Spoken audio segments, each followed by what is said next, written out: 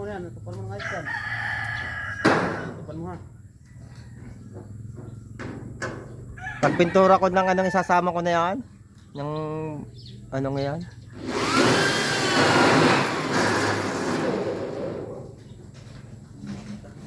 Bibili pala maliit muna.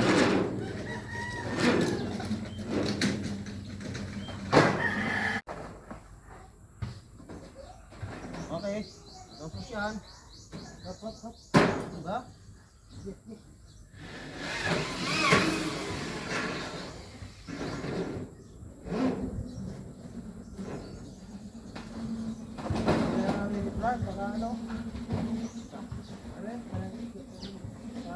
Wala nang habol yan eh. Pag nakapantay dito yung wala na yan.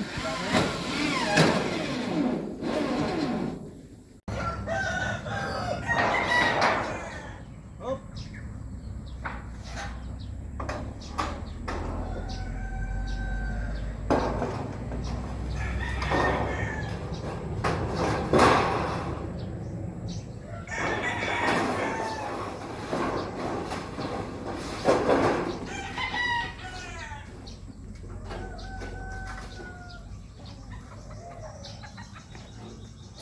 Sanat para buo.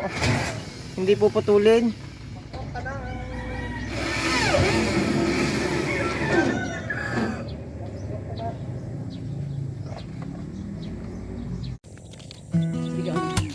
Saan ka pala yabang Kaya kaya mamaya eh.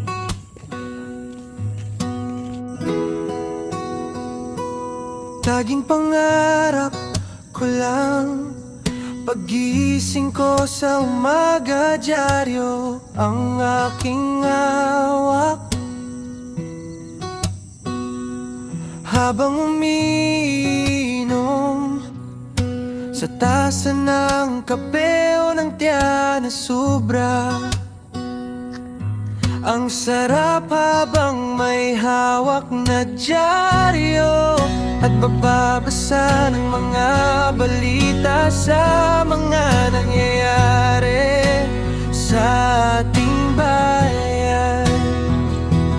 Napakasimple talaga ng aking pangarap. Gusto kong maglinis Nang bakuran sa luntian, paligid na tanim ko sa garden, mamitas ng bunga. update lang po tayo ng mga ginagawa. Papakita ko sa inyo yung mga nagagawa at saka kung ano po yung dapat na gawin dito sa bahay. Yun na to, pinagtutulong-tulungan na. Kahit ako, tinutulungan ko na sila para mas mabilis. Itong pinoproblema ko, itong tuod pa eh. Dito sa kabahayan, dito. Okay na. Tapos na yung bubong. Ang ayusin ko na lang dito yung mga retouch ng pintura, tapos itong tubo hindi pa ito napipinturahan, pero yung taas na pinturahan yan, yung mga bakal dyan i-retouch na lang yung pinag-wiltinan. Tapos itong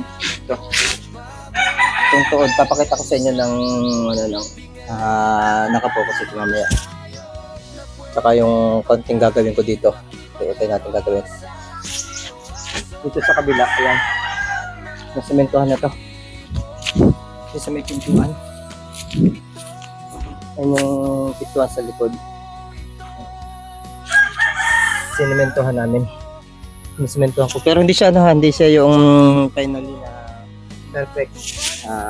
Although ito ay mabilis ang gawa kahapon, babasagin din naman kasi to, mga ilang taon yan na magagamit.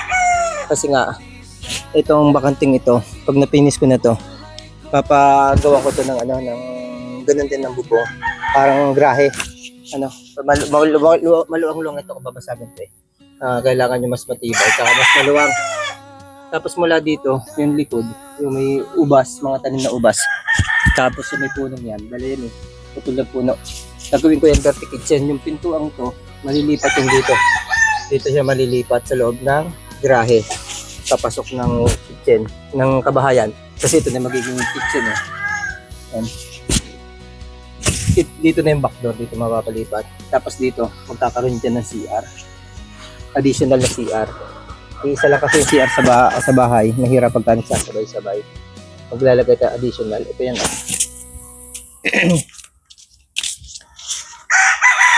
Magbabakante. Yun yung bakod eh.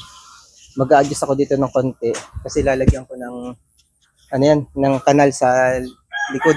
Dadaanan ng lahat ng ano namin. Papunta dito. May hukay ako dun eh. Ito. May hukay ako dito eh. Ito yung kanal eh. Yan, sa gilid. May kanal dyan sa gilid.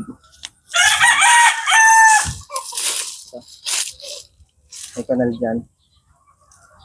Punta dun. May hukay ako.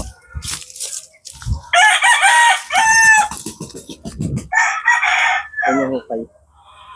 Yung hukay na yan, magkakaroon dyan ng kanal ulit. Ano to, deposito lang ito para na. Kanal ulit pupunta doon. Kaya may tubo. Kasi nga, may tubo. Para matakpan ko ito ng lupa sa ibabaw. Kasi lalagyan ko ito ng... Kaya kasi itong ano, sayang itong butas na to. Ano, kailangan lagyan ko yan ng pakinabang. Lalagay ko dyan. May isda nga. Ba't kaya nag-isda yan? Wala nang naglalagay ng ano. Lalagyan ko ito ng itik.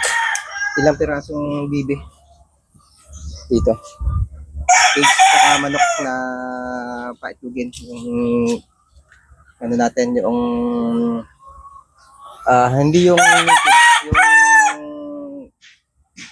free range.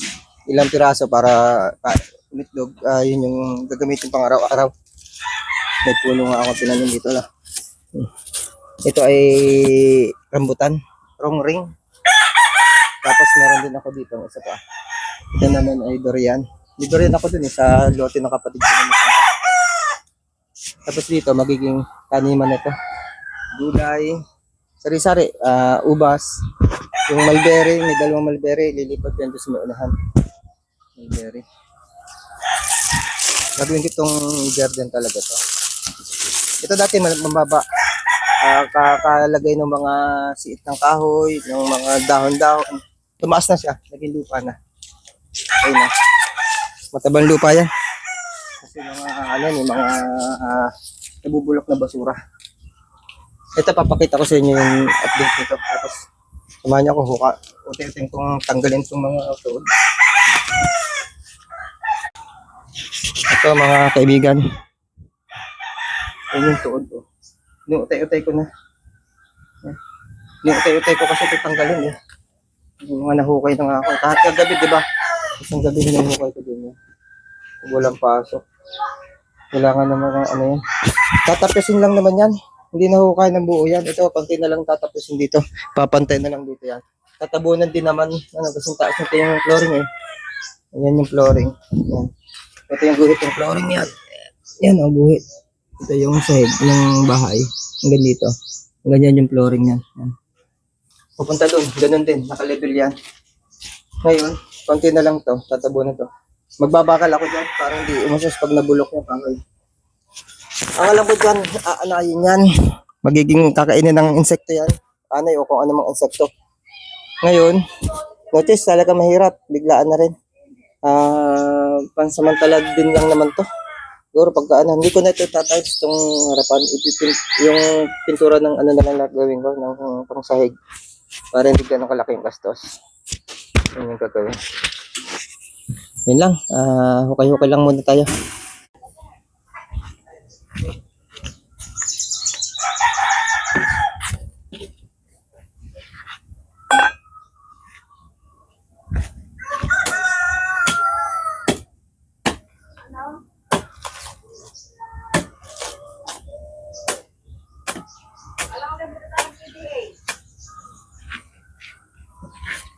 Okay lang itong ano na, alis pa rin kasi ako, bibili ako ng bakal.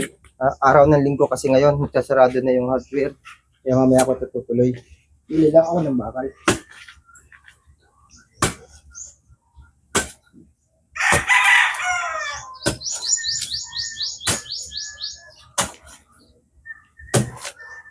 Wala, inabot. Kasi may puno kasi dito, inabot kasi na dito yung lote eh.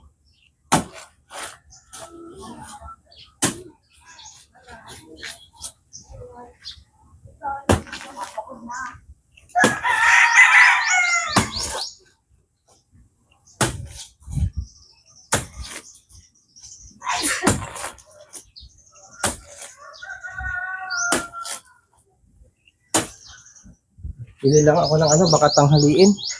Bibili lang ako ng bakal at saka yung semento. Ano lang naman, ganito lang yung ano, yung pabakala sa may puno. 5 bakal ang kailangan ko na number 10. Tapos, 6 na supot na semento dito. Okay. Update ko na lang kayo mamaya. Bye-bye.